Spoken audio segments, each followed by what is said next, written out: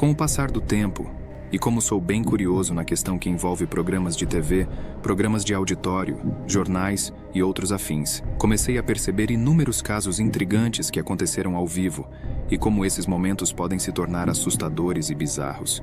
Então separei alguns para vermos juntos nesse vídeo. Prepare-se, pois o vídeo está repleto do início ao fim, com 7 momentos bizarros da TV que desafiam a lógica e a compreensão.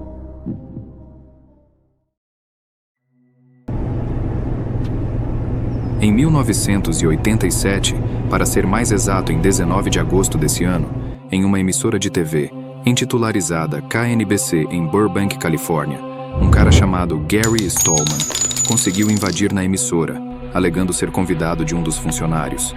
Enquanto apresentava o programa, o jornalista David Horowitz foi surpreendido por Stallman, que chegou apontando uma arma em suas costas, o forçando a ler uma carta escrita à mão. Horowitz pegou o papel e leu calmamente seu rascunho, que tinha por afirmação que o pai de Stallman, Max, que porventura também trabalhava como repórter farmacêutico da KNBC, não era realmente seu pai biológico, mas sim um clone criado pela CIA com a ajuda de seres alienígenas. Imediatamente, o diretor Tom Capra ordenou que a emissora fosse tirada do ar, o que aborreceu ainda mais Stallman, quando ele notou as mensagens de stand-by ao redor do cenário. Os apresentadores asseguraram que ainda estavam no ar e que Horowitz poderia continuar com a mensagem. Apesar da sua tranquilidade, Horowitz afirmou depois que estava com muito medo, mas que manteve a compostura para não agravar ainda mais a situação. Assim que o apresentador disse a última palavra, Stallman colocou a arma sobre a mesa e afirmou que era uma arma de pressão e que não havia munições no pente. A equipe inteira de jornalistas ficou incrédula com a capacidade desse cara. Horowitz ainda afirmou: "Você só pode estar de brincadeira." Por fim, a polícia chegou e acabou prendendo Stallman. Burbank police wrestled a man to the floor. He has been identified as Gary Stallman, and he said he never intended to harm anyone. Se tem lugar propenso a terremotos, alguns diriam que esse lugar é a Califórnia e outros diriam que é o Japão, e ambas as respostas estariam corretas. O Japão enfrentou um terremoto catastrófico em 11 de março de 2011, quando um enorme abalo sísmico de magnitude 9 atingiu a costa norte de Honshu. Além disso, um tsunami massivo varreu a costa, avançando quilômetros terra adentro e arrastando consigo estruturas e pessoas de volta para o oceano. Esse desastre deixou um rastro de destruição, resultando em prejuízos de 360 bilhões de dólares e ceifando a vida de 15.895 pessoas. Enquanto muitas salas de notícias estavam no meio de suas rotinas diárias, o terremoto pegou todos de surpresa. Um membro da equipe da NHK conseguiu capturar o momento exato em que os tremores atingiram seus escritórios, transformando o ambiente em um caos de papéis voando, móveis se deslocando e pessoas buscando abrigo. Durante uma transmissão de clima ao vivo que durava 24 horas, o âncora percebeu o alarme de terremoto e, mantendo a calma, começou a relatar a magnitude do tremor, que continuava a aumentar rapidamente. Conforme o terremoto finalmente atingia sua localização, apesar da situação crítica, o âncora permaneceu sereno e orientou os telespectadores e colegas de trabalho a manterem a calma diante da adversidade. Este episódio destaca a importância da tranquilidade e informação em momentos de crise, demonstrando a resiliência das pessoas diante de eventos imprevisíveis. Algumas pessoas fazem de tudo para chamar a atenção para sua causa. Nicola Di Martino, um defensor dos direitos dos pais, foi convidado para o programa italiano TG2. Martino e sua esposa haviam se separado, e ela levou o filho deles para a Austrália, impedindo Martino de visitá-lo. Somente depois que o filho de Martino completou 18 anos, eles foram finalmente autorizados a se encontrar. Durante o programa, Martino tentou chamar a atenção para sua causa de uma forma extrema e perigosa. Ele derramou líquido inflamável sobre si mesmo e tentou acender um fósforo, mas foi impedido por outras pessoas presentes no estúdio. O apresentador do programa concordou em permitir que Martino lesse uma carta que ele havia escrito sobre suas opiniões, desde que ele a resumisse, pois a carta era muito longa.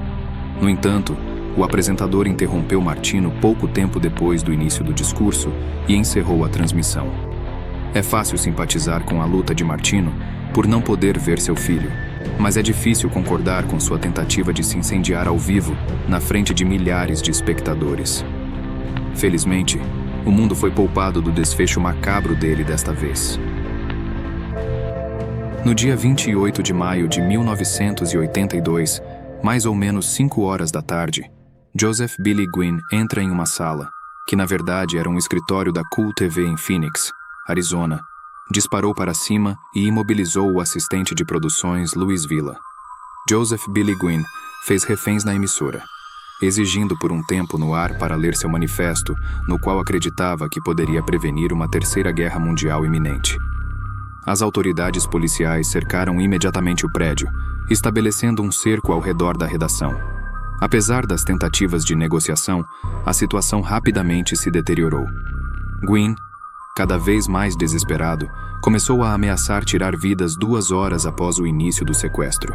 O impasse tenso se arrastou por 5 angustiantes horas, até que às 9 horas da noite, o apresentador de notícias, Bill Close, corajosamente concordou em ler o manifesto de Gwynn ao vivo. Durante a transmissão ao vivo, Gwynn permaneceu ao lado de Close. As palavras do manifesto revelaram a mente perturbada de Gwynn com previsões sombrias, incluindo a ascensão do então senador Edward M. Kennedy à presidência e a destruição de cidades nos Estados Unidos por armas nucleares em 4 de julho de 1984. Além disso, ele mencionou a invasão iminente de tropas na cidade de Phoenix, a menos que ações fossem tomadas. Assim que a declaração foi integralmente lida, Gwynn se entregou. Num gesto notável de compaixão, Bill Close apertou a mão de Gwynn e até implorou que baixassem suas armas quando se aproximaram para prendê-lo. Gwynn foi considerado culpado por suas ações no desfecho do evento. Este episódio permanece como um dos eventos mais marcantes na história da televisão, uma lição de resiliência e compaixão em meio à adversidade extrema. Em 15 de outubro de 1980, naquela manhã, James Hoskins entrou na estação armado até os dentes, que ele usou para assumir o controle do estúdio. Ele começou pegando a repórter Elaine Green e seu cinegrafista como reféns antes de forçar sua entrada na redação, onde mais 7 foram mantidos em cativeiro. Durante o impasse, Green permaneceu calma e até começou a entrevistar Hoskins para que ele explicasse seus motivos. Na entrevista assustadora, Hoskins detalha como ele já tirou a vida de sua namorada. No entanto, ele prometeu que não machucaria os reféns e que os deixaria depois que eles o ajudassem a fortalecer as entradas. De fato, ele cumpriu sua palavra e todos foram libertados ilesos. Antes de sair, todos os presentes imploraram a Hoskins que se rendesse e procurasse ajuda, mas sua mente estava decidida. Durante a crise, repórteres e âncoras transmitiam do estacionamento como os eventos se desenrolaram. Negociadores da polícia tentaram convencer Hoskins a se render, mas novamente ele recusou. O negociador, Dale Menkhaus, descreveu Hoskins como a pessoa mais fria com quem já falou. Com a forma como Hoskins descreveu friamente tirar a vida de sua namorada e como sem emoção ele afirmou seu desejo de tirar a própria vida momentos antes de fazê-lo. Foi durante a conversa que os motivos de Hoskins ficaram claros, onde ele expressou raiva em relação ao governo local e visava criar caos na cidade por meio de um tiroteio com a polícia. Isso nunca se materializou, e a única fatalidade naquele dia foi Hoskins. Até hoje, aqueles que passaram pelo Calvário continuam a expressar choque pelo que aconteceu e agradecido pelo incidente não ter terminado pior. Durante um programa matinal, a jornalista Alison Parker e o cinegrafista Adam Ward foram mortos a tiros por um ex-colega de trabalho, Vester Lee Flanagan. O ataque ocorreu enquanto Parker estava fazendo uma entrevista ao vivo com uma convidada local. A tragédia foi filmada por Flanagan, que posteriormente postou os vídeos nas redes sociais. Após o ataque, a emissora rapidamente saiu do ar, e a polícia lançou uma busca por Flanagan, que fugiu da cena e posteriormente tirou a própria vida. Este tiroteio ao vivo foi uma demonstração chocante da violência que pode ocorrer de forma inesperada, mesmo durante programas de notícias matinais locais. Ele também levantou questões sobre a segurança dos jornalistas que trabalham ao vivo e a disseminação de imagens e vídeos violentos nas redes sociais.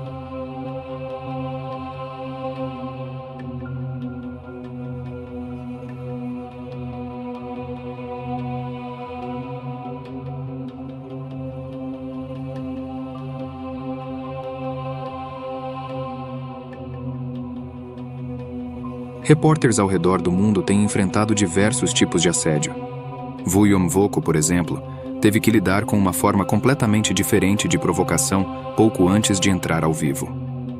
2 homens se aproximaram e exigiram os pertences de Mvoko e de sua equipe. No início, ele não tinha certeza do que estava acontecendo e acreditava que os homens estavam apenas sendo perturbadores. Quando a reportagem saiu, ficou claro quais eram as motivações dos homens. Mvoko e sua equipe estavam a apenas segundos de entrar ao vivo com sua reportagem quando os homens apareceram.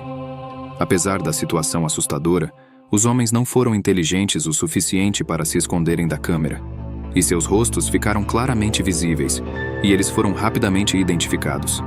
Toda a equipe de notícias saiu ilesa, e Mvoko deu uma entrevista pessoal sobre o incidente. Membros da estação KTVU se assustaram com uma confusão e um homem correndo.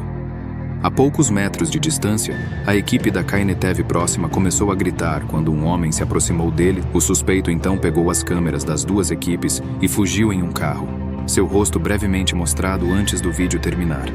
A polícia conseguiu prender o suspeito e ninguém ficou gravemente ferido no incidente.